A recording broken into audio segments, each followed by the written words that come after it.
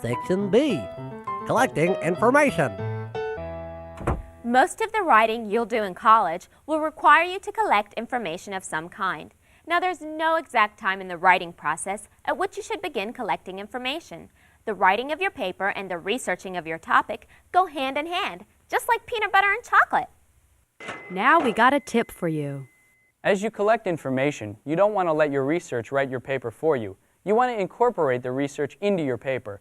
Don't replace your words with the research. That would be bad. You want to figure out what your own ideas are about your topic and the research. Your paper will be good, and you'll get a better grade. So where do you find research? Well, it's everywhere! But the primary place you'll find research is in your school's library. The library can be a really intimidating place. If you have any questions, there is almost always someone in the library to help you. They're called librarians, so don't hesitate to ask. I was overwhelmed by the library.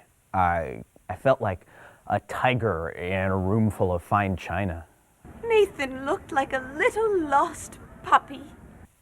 My first thought was run, Nathan, run like the wind. I massaged his temples like this. She was a lifesaver. It's just a circular movement of the wrist. See? Round and round. There are lots of tools in the library for researching. And now that computers have stormed the library and taken over, it's absolutely essential that you know the basics of computer research to use the library's tools. Next, we'll look at some things you need to consider as you research. First, before you begin researching, you should map out what kind of research you're going to look for. What kind of research you choose depends upon the assignment. Some assignments require a certain number of sources, sometimes sources from particular places. Other assignments might require you to conduct interviews, surveys, or experiments. Regardless of the kind of research your assignments expect you to get, you should plan it out ahead of time. With the increased use of the information superhighway, it's very easy to get lost in a sea of information. So the first thing we'll do is briefly look at some of the sources open to you. The primary types of information are print sources, such as books, scholarly journals, newspapers, and mass magazines like Time and Newsweek. You can also use computer sources, like internet web pages or email groups.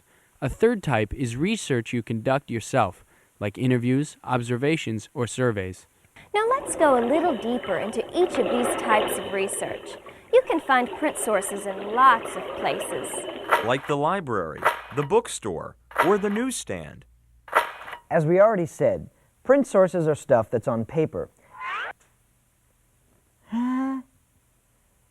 You may have to look on a computer to get them, but print sources appear in books or magazines first. Now, each college's computer system is set up a little differently. Most have their magazine and journal articles separate from their books. It's really important for you to know your school's computer system. There is another important thing to remember when you're researching, and that is don't take your source at face value. What do I mean by that? Well, there are lots of questions that you should ask of the source. Here are some questions to ask of your source. What is the date of the article or book? Is it old news based on old methods of research? Is it up to date and aware of current developments in the field? Or does it still use an abacus? You also should question the author and whatever evidence he or she uses. Does the author have an axe to grind or an obvious political agenda? Does the author argue his or her point well? Does he or she use evidence carefully? These types of questions should be asked no matter what field of study you're writing for. So print sources are one kind of research you can use. Another way to dig up information is with the computer, like web pages or email groups. More and more people are using the internet and email as sources of news, information, and ideas for writing. If you use a computer source, then you gotta document it. Check a style handbook to find out how to document computer sources. We could fill up this whole program talking about how to use the internet effectively. So we'll just go over a few general things you should think about when using computer sources.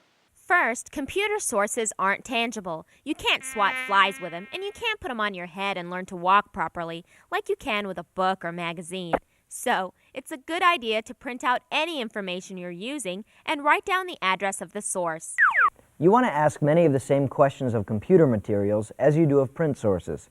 Remember, any Joe Schmo can post an email message or create a web page. That means that lots of the information you see on the internet or in email groups is suspect. So be careful. So you want to think about who the source is. Who do they cite as evidence, and is there enough of it? Basically, you just want to question everything the author says. So, we've looked at print and computer sources. Another method of research often overlooked is conducting your own research by doing interviews, making observations, or performing surveys. As with computers, we could spend the entire program talking about this stuff, so just be aware that you can conduct your own research if you can't find the information you need some other place.